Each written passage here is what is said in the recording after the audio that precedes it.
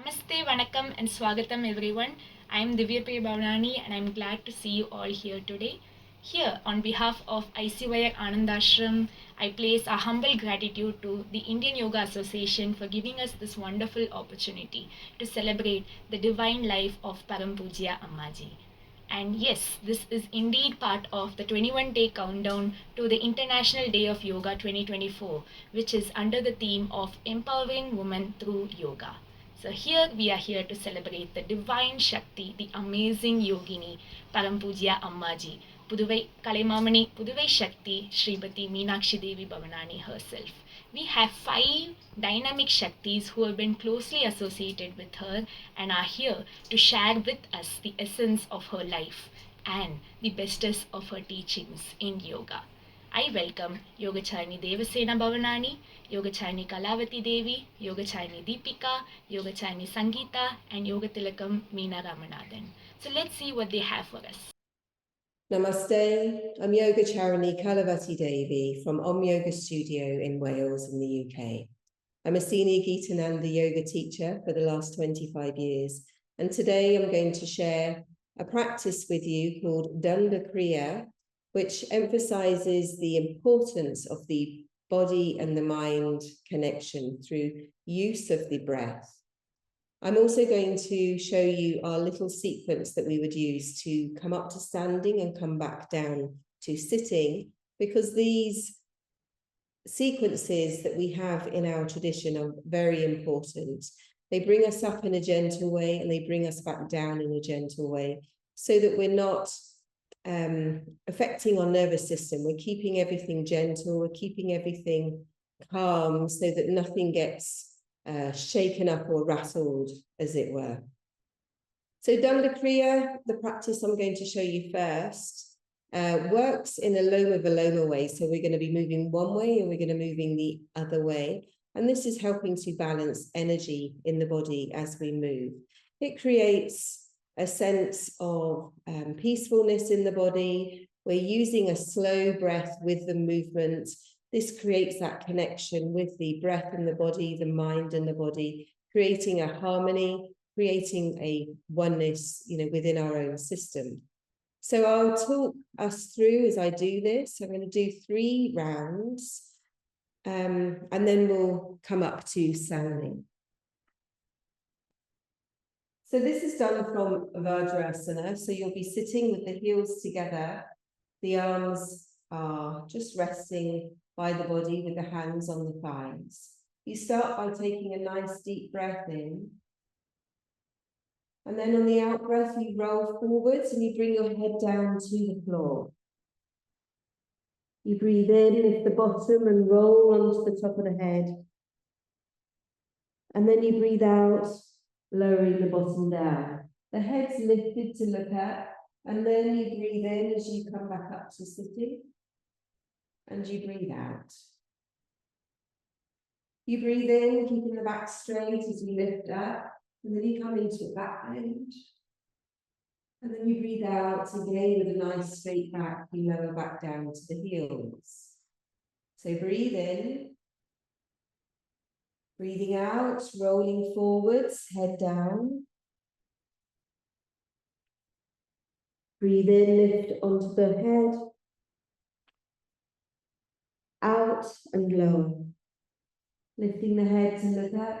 You breathe in as you come up. And you breathe out. Breathing in, lifting with the thighs so the back is straight. You go into the back bend. And then you breathe out and lower. One more time. Breathing in. Breathing out. Breathe in. Breathe out. Lift the head, breathe in, coming up. Breathe out. Breathing in. And breathing out. So that's Danda Kriya, very good for the spine because it's getting a Very good stretch. The spine gets articulated as you roll forwards, and then you come up and do the back bend. So doing both bends to the spine. From here, we're now going to introduce that little routine that brings you up to standing. So from the Vajrasana, the first position that we would do this with our hands in Yoga Mudra. So that's where the right fingers are all interlaced over the left. And you would just sit straight, letting the body rest, letting the body have a sense of relaxation, and also letting the breath settle into a nice, slow, steady breath. From here, we would go into Vajravirya Asana. This is where we turn the toes under. So you come forwards, toes are turned under behind you, and you sit back. So it's not always easy to sit on the toes. Some people can sit for longer than others.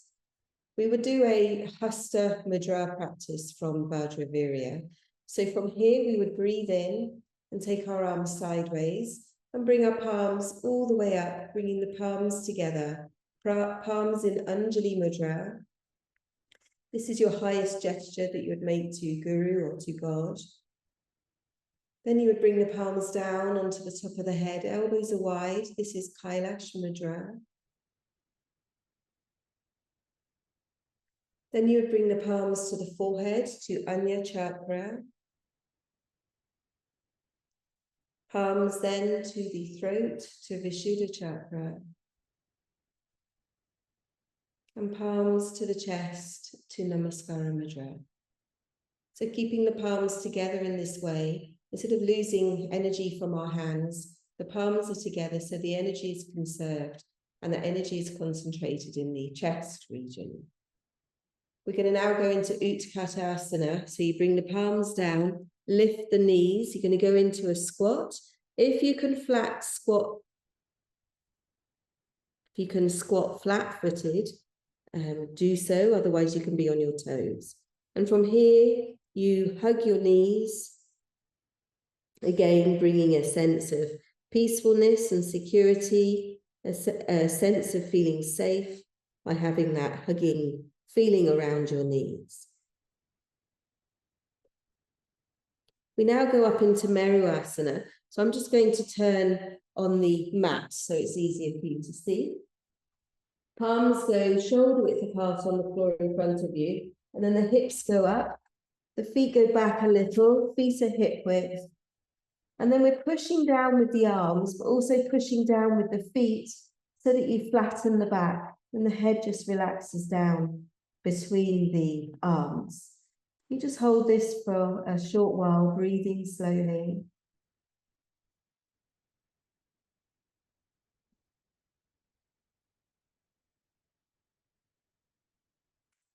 And we would then walk the hands to our feet.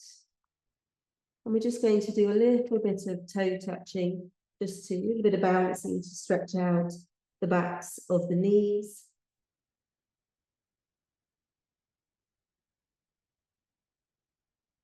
And then you can bend the knees slightly and come up to standing. So from here, we're going to go into Samasthiti Asana. You're just going to stand nice and tall, opening the palms to face forward, lengthening up through the spine, keeping your head up, having the shoulders wide. Breathe slowly. Breathe deeply.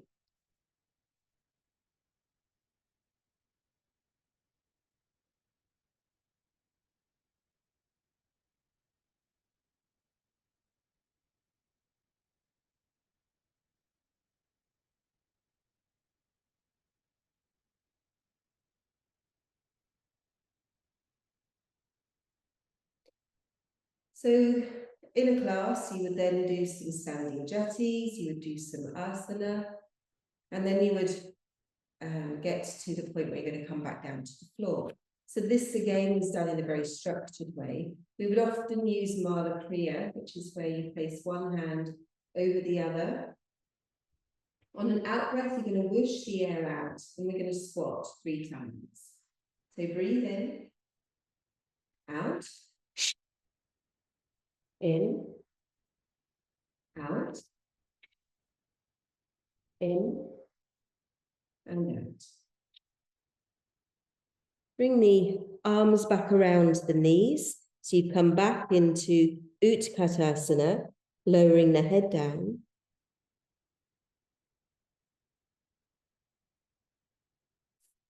And then from here, you're going to go into Vajravirya Asana. So you turn the toes back under, and we'll bring the hand positions, the mudras, back through our energy system again. So if you breathe in, bringing the palms up to Anjali Mudra, bringing the palms to Kailash Mudra,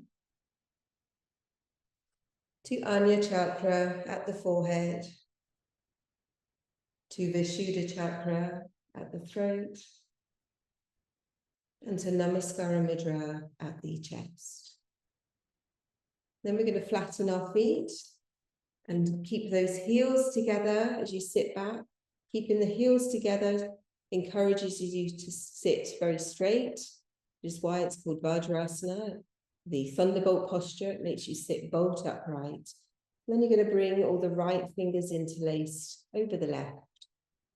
And just close the eyes and let the body rest in Vajrasana, letting the body ground itself. So we've gone up in a very systematic, controlled, gentle way, and we come down in the same fashion. I hope that you all have enjoyed the wonderful sharing that has been done by the five dynamic Shaktis. So I would like to thank them all for their time and for sharing the wonderful and precious teachings of Param Pujya Ammaji. And once again, I thank the Indian Yoga Association for giving us this opportunity and wishing you all in advance a very happy International Day of Yoga 2024. Jai Hind, long live yoga.